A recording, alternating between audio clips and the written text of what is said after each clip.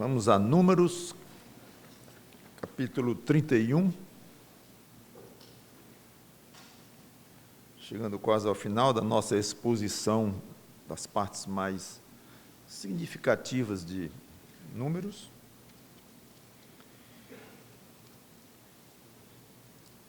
Esta é quase uma continuação da triste história constante no capítulo 25, que eu já preguei, que foi uma crise enorme que houve lá com o povo, na travessia pelo deserto para a Terra Prometida, e já estão no finzinho dos 40 anos no deserto para entrar na Terra Prometida. Eu vou para o 31, mas antes deixe ler o 25, apenas para nos recordar, que eu já preguei sobre isto algumas semanas atrás. Então, Números 25, versículo 1. Habitando Israel em Sitim, já pertinho de entrar na Terra Prometida, então, começou o povo a prostituir-se com as filhas dos moabitas. E podemos entender os amonitas também. Eles são, aliás, os midianitas. Eram povos pagãos e inimigos de Israel, que muitas vezes estavam juntos, às vezes se refere a um, às vezes se refere a outro. Nessa história aqui fala muito nos moabitas e nos midianitas. Muito bem. Começou o povo a prostituir-se com as filhas dos moabitas. Estas convidaram o povo aos sacrifícios dos seus deuses, e o povo comeu e inclinou-se aos deuses delas.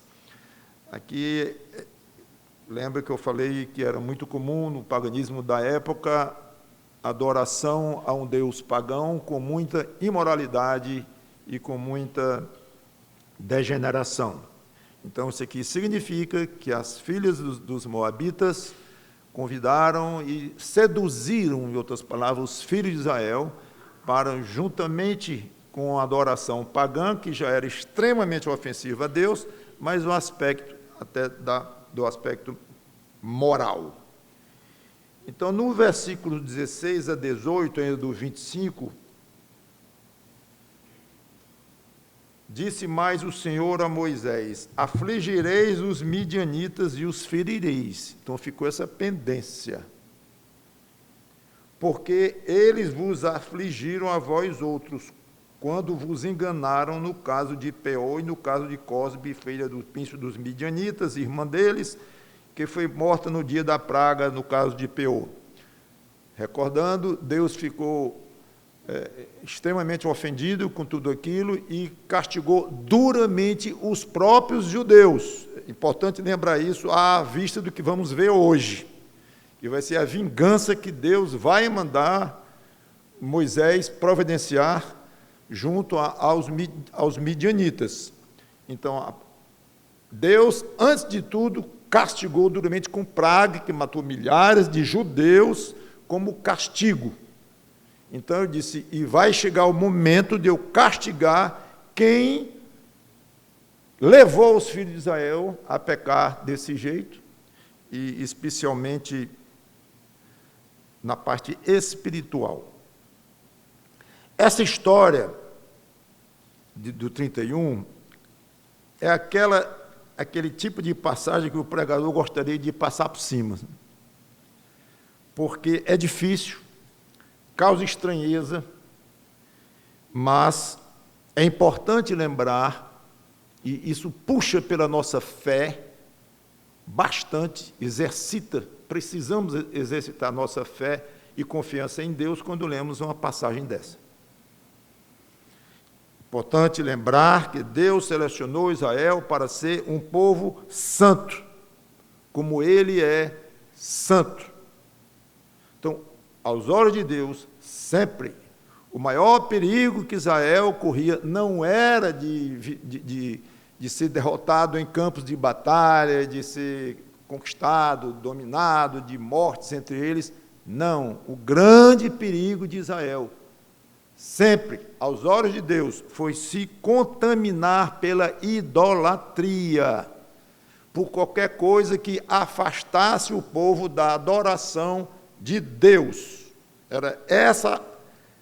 Esse é o ponto que, sem nós compreendermos isso, nós vamos encontrar maiores dificuldades ainda para entender certas providências de Deus. Já é difícil compreender sabendo isso, ainda mais sem lembrar disso. Então, para Deus, o perigo de Israel era o aspecto espiritual de se afastarem dele.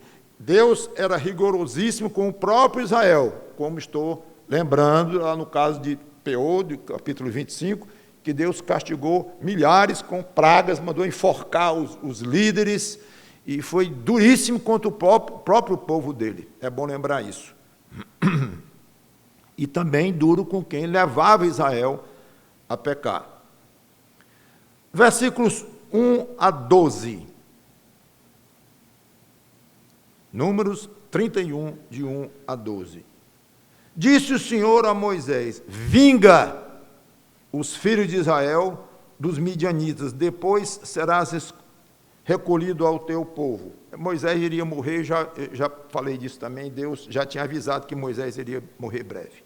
Falou, pois, Moisés ao povo, dizendo: armai alguns de vós para a guerra, e que saiam contra os midianitas para fazerem a vingança do Senhor. Não era uma vingança de Moisés, não era uma vingança do povo de Israel, era uma vingança de Deus.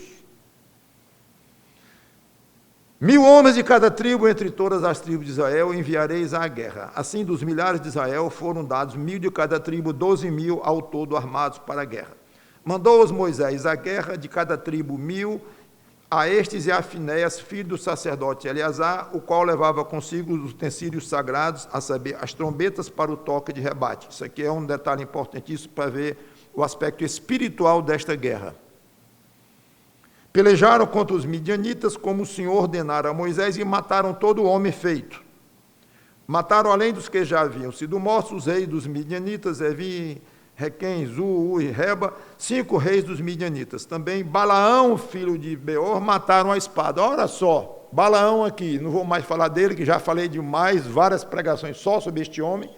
Eu já tinha dito que lá na frente iria falar, a Bíblia tocaria num ponto, só fez falar que na morte dele, de uma maneira quase en passant, mas a Balaão estava bem no centro aqui dos inimigos de Israel e grande responsável por essa degeneração do povo de Israel, seduzidos pelas midianitas e moabitas. Então, mataram aqui Balaão. Porém, os filhos de Israel levaram presas as mulheres dos midianitas e as suas crianças. Também levaram todos os seus animais e todo o seu gado e todos os seus bens. Queimaram-lhes todas as cidades em que habitavam e todos os seus acampamentos. Tomaram todo o despojo e toda a presa, tanto de homens como de animais. Trouxeram a Moisés e ao sacerdote Eleazar e à congregação dos filhos de Israel os cativos e a presa, e o despojo para o arraial, nas campinas de Moabe, junto do Jordão, na altura de Jericó. Vamos orar. Santo Deus, nosso bom Pai, ajuda-nos na compreensão, um pouquinho que seja desta passagem, mas de uma maneira correta, e sabendo que Tu és Deus e nós somos homens, e ainda homens pecadores que não entendem bem o tamanho da Tua santidade, da Tua justiça. Mesmo os crentes regenerados pelo Espírito Santo, que já têm o Espírito habitando em si, que os ilumina, mesmo os crentes não entendem muito bem ainda muitas coisas Tuas que estão reservadas, essas coisas para a nossa compreensão quando chegarmos na glória. Então, aumenta-nos a fé e dá fé a quem não tem, que ouve esta pregação. Em nome do Senhor Jesus Cristo. Amém. Então, como falei, é uma vingança de Deus aos midianitas e aos moabitas por aquilo que tinha acontecido. É uma guerra declarada por Deus e assuntos espirituais. A rigor, é o que nós poderíamos chamar de guerra santa, mas eu não queria usar essa expressão porque lembra muito a questão muçulmana e é muito associada com essa expressão com os muçulmanos, a maneira como eles fazem, que obviamente nós não concordamos, mas a rigor seria assim, o termo não seria mal aplicado, é uma guerra por propósitos espirituais, motivações espirituais por trás disso tudo. Os midianitas provocaram um enorme prejuízo a Israel, conforme já comentei, mortes, pragas, enforcamento e tudo mais, e agora os causadores seriam duramente castigados. Sempre é bom lembrar que a vingança pertence a Deus. Livro de Romanos, capítulo 12, não precisa ler lá, e versículo 19, e outras passagens falam também. Nós somos proibidos de nos vingarmos a nós mesmos. E a explicação é essa, que a vingança pertence a Deus. Então, várias coisas, atributos de Deus, devem ser analisados aqui, como diz, puxando pela nossa fé, para podermos entender um pouco melhor e estranharmos menos essa matança toda aqui. Mas Deus tem direito de se vingar de quem Ele quer, quando Ele quer. Nós não temos, Ele nos tirou esse direito, mas Ele tem. Ele nos tirou exatamente por isso, porque o direito da vingança é meu. Ao longo dessa história, e quando leio histórias parecidas, que tem algumas outras na Bíblia, eu reconheço que a tendência, às vezes até do crente, é estranhar no sentido negativo a pessoa de Deus. Esse é o meu Deus a quem eu adoro, esse é o Deus de Jesus Cristo. Não, esse aqui é o Deus do Velho Testamento, zangadão. Mas quando chega no Novo Testamento é Jesus Cristo com paz e amor e tudo. Não há nada mais antibíblico, mais longe da verdade do que esse tipo de pensamento. Deus é o mesmo, ontem, hoje e sempre. Jesus Cristo é o mesmo, ontem, hoje e sempre. Ele é Deus, Ele próprio. A forma de Deus lidar mudou. A maneira dele tratar a humanidade, na época do Velho Testamento, através de Israel e tal, eu não vou explicar isso tudo, é um pouco, teria que demorar muito tempo, mas mudam as formas de Deus tratar, a maneira de adorar a Deus, as formas, a criação da igreja, logo depois do ministério de Cristo nessa terra. Tudo isso mostra, sim, alguns tipos de mudanças que Deus vai fazendo, a revelação dele é progressiva e tudo isso. Mas o caráter de Deus é absolutamente o mesmo, não mudou nada. Então não era um Deus zangadão naquela época, violento, e hoje um Deus que só está preocupado com perdão e amor e paz, e acabou como se tivesse mudado de Deus. É um outro Deus. Não é muito importante isso. Ok? Então, sempre quando lê passagens do Velho Testamento, mas também do Novo, porque o Novo também fala muito da parte da vingança de Deus, do julgamento de Deus contra os pecadores, do inferno para onde Deus manda os pecadores. O Novo Testamento está cheio disso, então não tem nem muita base de achar que a parte vingativa de Deus e o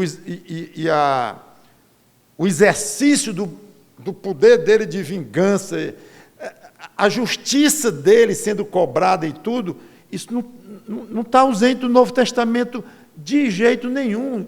Cristo falou muito em espada, falou muito em fogo, ele falou em inferno, ele vai voltar com espada na mão, ele vai matar pessoalmente quando ele chegar aqui a segunda vez. Lê Apocalipse, está tudo lá. Então, tire isso da mente. Primeiro, é um Deus meio diferente aí. Não, é o mesmo. Agora, claro que a parte de perdão, a parte de amor, foi incentivado por Jesus Cristo, mas não criado por ele nas palavras dele, e nem pelos autores do Novo Testamento, mas está cheio no Velho Testamento também de amor de Deus, de perdão de Deus, de paciência de Deus. O Velho Testamento está apinhado de lições sobre os atributos de Deus, o que é óbvio. Se é o mesmo Deus, por que não estaria? Por que seria diferente? Então, quando vier a tendência de estranhar a Deus de uma maneira negativa, procure estranhar a Deus de uma maneira positiva, assim. Eu entendo muito pouco dessas coisas, porque eu acho tão estranho Deus mandar matar gente e vingar a pessoa, mandar matar mulheres, como Ele vai mandar aqui, matar até criança. Eita, como eu sou distante desse Deus santo. Como eu sou ignorante das coisas de Deus. Porque se eu estou estranhando, quem é que é o estranhável na história?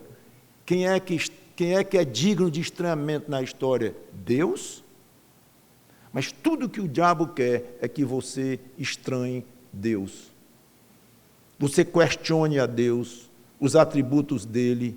Esse Deus aí, eu não sei não. Não faça isto. Muito pelo contrário, se diminua e faça Deus crescer diante de você. Respeite mais a santidade dele, o senso de justiça dele, o poder dele. Essa é a saída que eu entendo, depois de tantos anos estudando, e eu mesmo com as minhas reações, é esta. É exercício de adorá-lo cada vez mais, mesmo que essa adoração não envolva compreensão total, que não envolve. E nem poderia envolver, uma formiga vai lhe entender. Não, mas a formiga é outro tipo de criatura, vamos botar um ser humano. Pois vamos, um filho seu de 3 anos vai lhe entender? Nunca, não pode lhe entender, não pode lhe entender. Um analfabeto vai entender uma aula de física? Não vai, não vai. E é ser humano para o ser humano agora. Então, o ser humano querer entender tudo o que passa na mente de Deus e cada reação e ação de Deus, isso em si só já é uma tremenda de uma arrogância. Como é? Você quer entender Deus? Ora, no momento que você entender Deus de uma maneira plena, você tornou-se como Ele. E nós somos meras criaturas de Deus. E é bom lembrar isso também. Deus manda que nós respeitemos a vida, claro, a vida uns dos outros e tal. Proibido assassinar e tudo isso. Mas Ele não está proibido de matar, não. Ele é o Criador da vida, sabia? Sabia, mas você leva isso em consideração? Levo. E por que estranha tanto quando Ele manda matar alguém? Ou Ele mata diretamente alguém? Por quê? Você tem noção do que passa na mente de Deus quando Ele cria alguém e quando Ele tira a vida de alguém? E tem diferença Ele tirar a vida de alguém por um infarte ou por uma bala de um ladrão? E por que alguns Ele leva dormindo e outros Ele leva ao longo de anos sofrendo em cima de uma cama? Você tem a resposta? Eu não tenho. Ninguém tem. Então, louvado seja Deus. Porque ou Ele é o que a Bíblia diz que Ele é, ou vamos esquecer agora tudo isso, fecha a igreja, vende o terreno, vende o prédio, vamos todo mundo para a praia. E desistir de estudar a Bíblia, de falar sobre Deus, não adianta. Ele é o Deus que a Bíblia diz que Ele é. E nisso a Bíblia diz, Ele não erra. Mas aqui, Ele não deu uma erradinha, não? Não. Ele é justo. E aqui Ele deu uma pisadinha na justiça dele, na sua, no seu senso de justiça. Aqui Ele não mostrou amor nenhum, no seu entendimento de amor.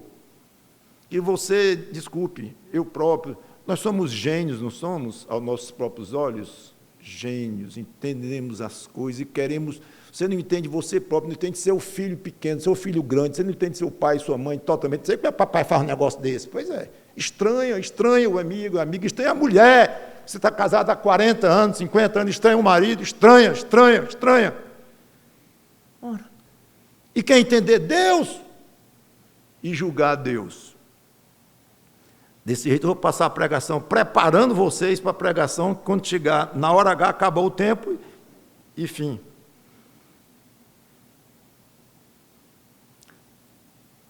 Sempre que lê o Velho Testamento, procure, e não só o Velho Testamento, alguma história, alguma narrativa bíblica, que o Novo Testamento também tem, especialmente o livro de Atos, onde nós estamos expondo à noite. Procure aplicar para a sua vida, para hoje, especialmente o Velho Testamento, sim, porque era a época da lei, que estava valendo a lei e tudo mais, o povo judeu e tudo. Mas sempre procure trazer para hoje, para a vida hoje. Então, eu quero rapidamente lembrar que Deus continua, eu disse que Deus queria que Israel fosse um povo santo. Muito bem. A igreja que Jesus Cristo criou, quando estabeleceu, quando esteve aqui, logo depois que ele ressuscitou, foi ao céu, estabeleceu a igreja dele, lá em Pedro, pleno Novo Testamento, né? Sede santos, porque eu sou santo. Tirado do Velho Testamento, está aí o mesmo princípio. Então, aquele que se diz crente, cristão, ele tem a obrigação de se manter santo. Basicamente, é separado do que é ruim, separado da pecaminosidade do mundo e dedicado a Deus. É o resumo do conceito de santidade. Então, não é só que Deus queria que Israel fosse um povo santo, que queria, mas Ele quer que a igreja dele, cada cristão verdadeiro, cada crente, seja santo. E nós seremos disciplinados quando procedermos contra a nossa santidade. Como um filho deve ser disciplinado quando ele procede contra a autoridade do pai, contra as ordens do pai. A Bíblia diz e fala que deve haver, então, disciplina física, inclusive, para a criança aprender o conceito de autoridade e tudo mais. Então, basicamente isto.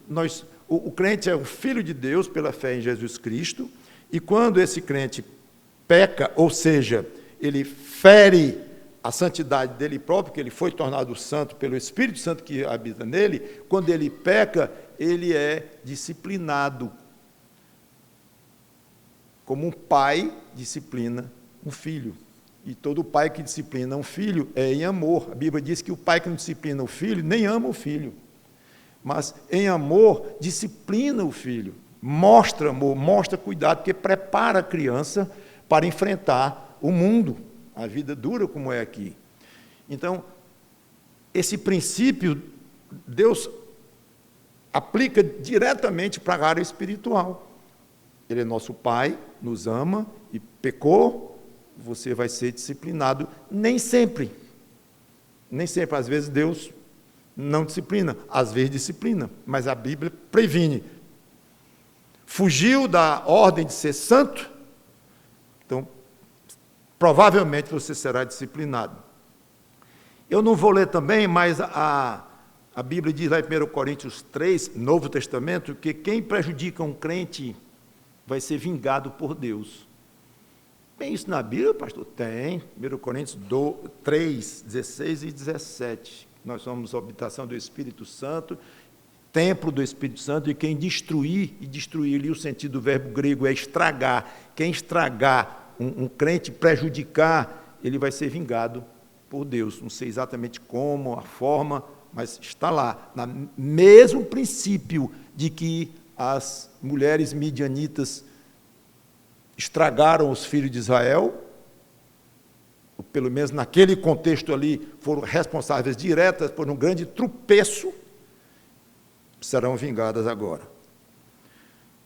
Então, Moisés faz o que Deus manda, eles matam todos os homens. Outra coisa importante, é bom lembrar, que na entrada do povo judeu na Terra Prometida, Deus já tinha dito que Ele queria destruir todos os povos pagãos que estavam lá. Então, nada aqui é diferente do que estava previsto e já estava dito. É porque, às vezes, quando diz uma frase que tem no Velho Testamento, então, quando vocês entrarem lá, não vão deixar nada vivo. Uma frase pesadíssima, mas é uma frase, é muito geral, a gente passa. Mas quando vem uma dessa que manda matar mulher, manda matar criança, aí estranha muito, eu entendo isto. Mas o princípio de Deus aqui não mudou, não. O povo de Israel iria entrar na terra prometida e tinha como obrigação limpar a terra dos povos pagãos, idólatras, imorais de uma forma absurda, e que iria ser sempre um laço para o povo de Israel, que Deus queria que fosse santo. Então, tira. E a Bíblia diz que a medida de pecado daqueles povos que lá estavam na terra prometida já havia atingido o limite máximo que Deus queria suportar. Diz, pode destruir. Então já estava planejado isso. Aí eles matam os homens, talvez pensando que era misericórdia, eu não sei, o despojo de guerra, como eles trouxeram muitas coisas, como despojo de guerra, que era normal, era legal, na época é o que se fazia, ainda hoje é. Mas eles trouxeram as mulheres vivas. Aí Moisés se zangou. Versículo 13. Moisés e Eleazar, o sacerdote, e todos os príncipes da congregação saíram a recebê-los fora do arraial. Indignou-se Moisés contra os oficiais do exército, capitães dos milhares e capitães das centenas que vinham do serviço de guerra. Disse-lhes Moisés: deixastes viver todas as mulheres? Olha a indignação de Moisés, parece o contrário do que seria. Vocês mataram todos os homens, não precisava ser tanto. Não, a ordem de Deus era aquela. Mas estava implícito, tudo indica, na ordem de Deus, que as mulheres, as grandes responsáveis por que tinha acontecido lá em Baal-Peor, capítulo 25, elas é que eram as grandes culpadas. Foram elas que seduziram os homens judeus. Então Moisés fica indignado. Deixasse viver as mulheres, todas as mulheres. Aí ele explica a indignação dele. Eis que estas, por conselho de Balaão, fizeram prevaricar os filhos de Israel contra o Senhor. Fizeram errar os filhos de Israel. Como? Com prostituição fantasiada de adoração a deuses pagãos. Fizeram prevaricar os filhos de Israel contra o Senhor, no caso de Peor, pelo que houve uma praga entre a congregação do Senhor. Elas causaram um dano enorme a Israel, porque eu tive que castigar Israel, mandando uma praga, como já expliquei, inclusive. Então Moisés está justificando. Cadê a vingança? Essa vingança não é minha, não. Moisés, como que dizendo, essa vingança é do Senhor, vocês façam direito. Façam como Deus quer. Agora, pois, matai dentre as crianças todas as do sexo masculino. E matai toda mulher que coabitou com algum homem, obviamente judeu, deitando-se com ele, naquela crise lá. Porém, todas as meninas e as jovens que não coabitaram com algum homem, deitando-se com ele, deixai-as viver para vós outros. Então, Moisés disse: as que coabitaram com os nossos homens, muitos dos quais já morreram, que Deus matou, mas Deus quer que as mulheres todas sejam mortas também. Até aí ainda nosso senso de justiça ainda pode ir acompanhar um pouco. Aí manda os meninos, mata os meninos. Por quê? Não é muito difícil imaginar. Porque Deus queria cortar o povo midianita de existência. Tchum. Os homens já tinham sido mortos. Aí trouxeram os meninos e todas as mulheres, as novinhas e as mais velhas. Então disse, as mais velhas, as que coabitaram com os nossos homens, mata. E os meninos, mata também. É duro, eu sei que é, mas a maneira que Deus encontrou de exterminar o povo ficou só a mulher. E os midianitas, então, desapareceram. Ainda fala algumas vezes em midianitas, na Bíblia, um pouco, mas ou é outro grupo, ou alguns escaparam, mas de uma maneira geral aqui foi, em tese mesmo, foi a eliminação do povo. Já falei bastante sobre essa questão de tentar entender um pouco, e quero mostrar uma coisa interessante. Parece que os soldados, os capitães lá e tudo, viram nos homens, o que é óbvio numa batalha comum, o que precisava ser aniquilado, o exército, feito de homens. E as mulheres trouxeram todas. É como se Moisés tivesse dito: vocês não estão entendendo que o grande perigo que o nosso povo correu, o maior inimigo que o nosso povo enfrentou naquela crise foram elas.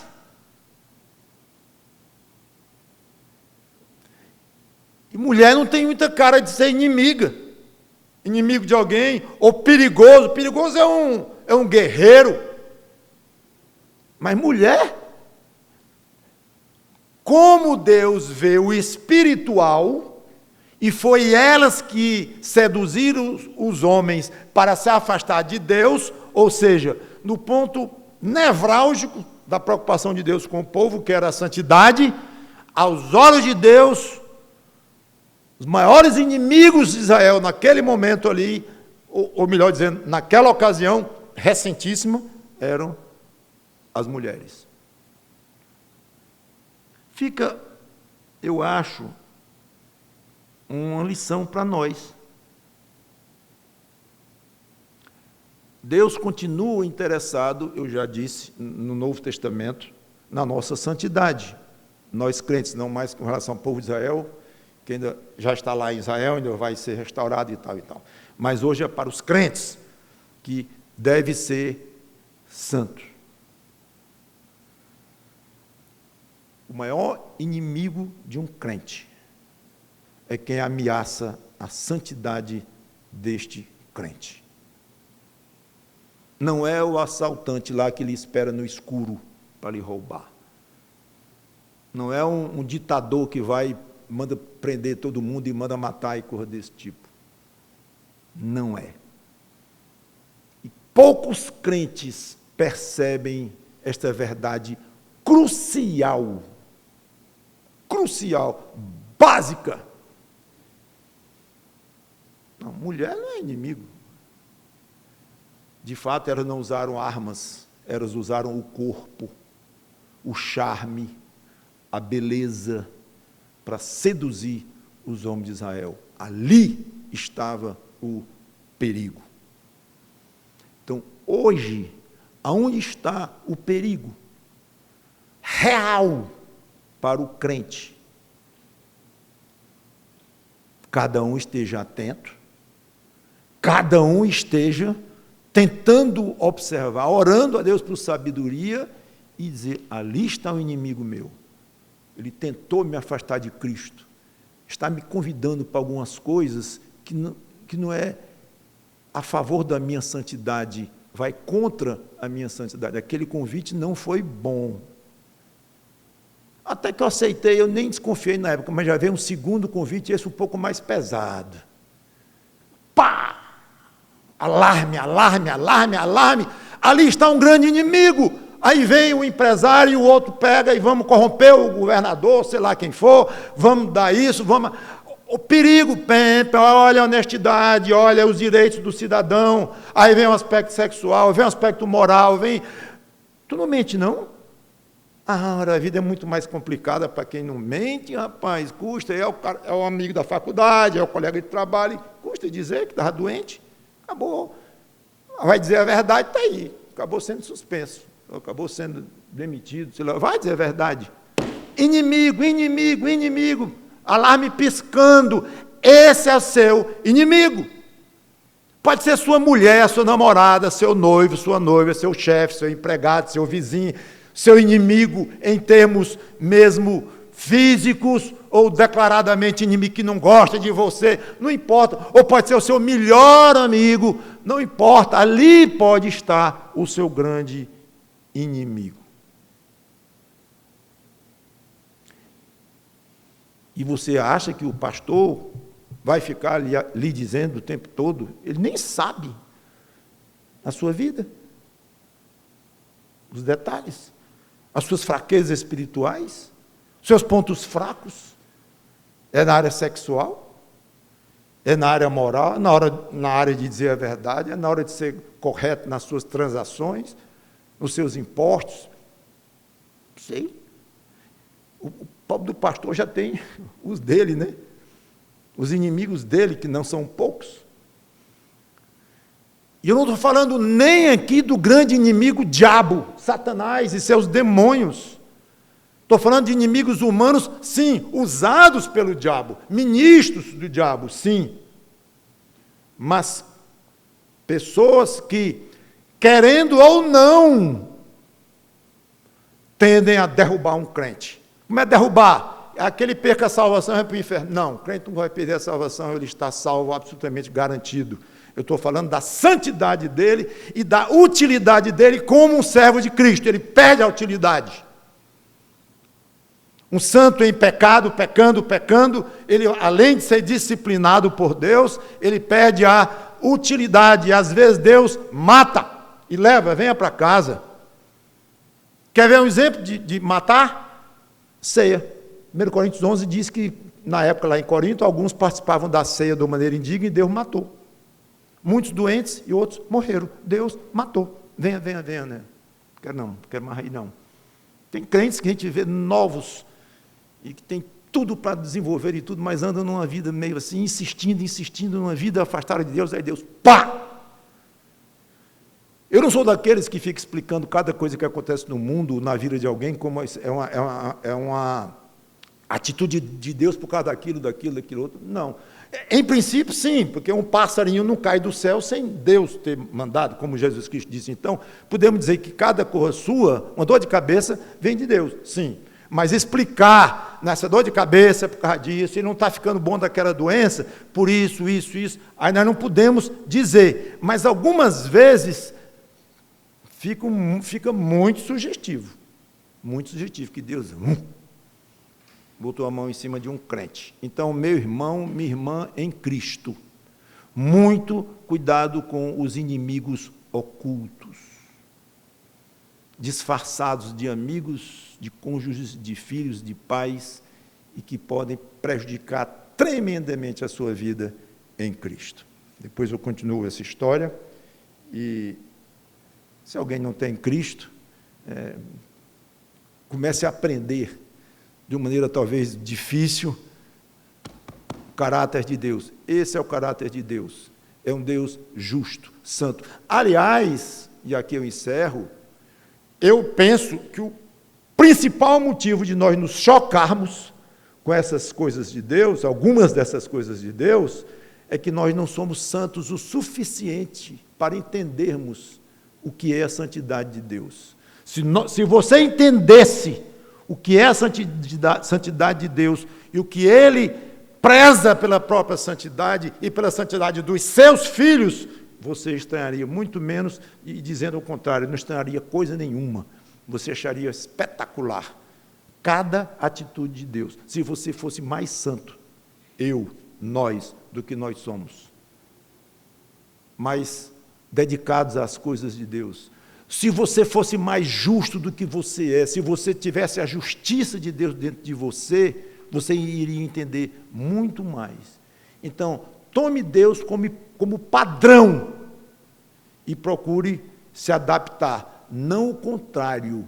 Não queira rebaixar Deus aos seus pobres padrões humanos, misturados com o pecado, e que não merecem a menor confiança, nem sua, nem minha, nem de ser humano algum. Quando nós merecemos um pouco de confiança, quando temos a Bíblia na mão e nos escoramos na autoridade da Bíblia, aí sim merecemos alguma confiança, porque estamos amparados na palavra de Deus. Mas por nós mesmos, então não deduza nada sobre Deus por conta da sua própria noção de amor, de justiça e santidade, não, que você vai imaginar um Deus completamente diferente do Deus que Ele realmente é. Vamos orar. Obrigado, Senhor Deus, pela Tua palavra, que o Teu Espírito Santo nos ajude nessas coisas difíceis, mas que puxam pela fé dos que são de Cristo, e espero que mexam com os corações daqueles que não têm Cristo, mas de uma maneira não para se decepcionarem contigo ou se tornar essas coisas um obstáculo, muito pelo contrário, te glorificar cada vez mais, mesmo que diga a ti, Senhor, não estou entendendo nada, mas me leva a Cristo do jeito que eu estou aqui, mesmo sem entender, porque eu quero Cristo como meu Salvador. É em nome dele, Cristo, que nós te pedimos e agradecemos. Amém.